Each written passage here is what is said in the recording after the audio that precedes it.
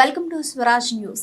సిటీలో వందల సంఖ్యలో శబ్ద కాలుష్యానికి కారణమవుతున్న సైలెన్సర్లను రోడ్ రోలర్లతో తొక్కించిన ట్రాఫిక్ పోలీసులు.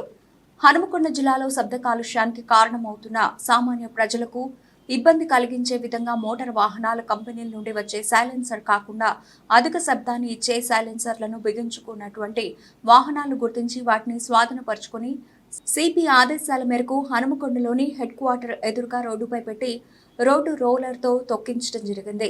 యువత మళ్లీ ఇలాంటి వాటిని ఉపయోగించకూడదని, ఒకవేళ ఉపయోగిస్తే చట్టపరమైన చర్యలు తీసుకుంటామని ట్రాఫిక్ పోలీసులు హెచ్చరికలు జారీ చేశారు. అన్న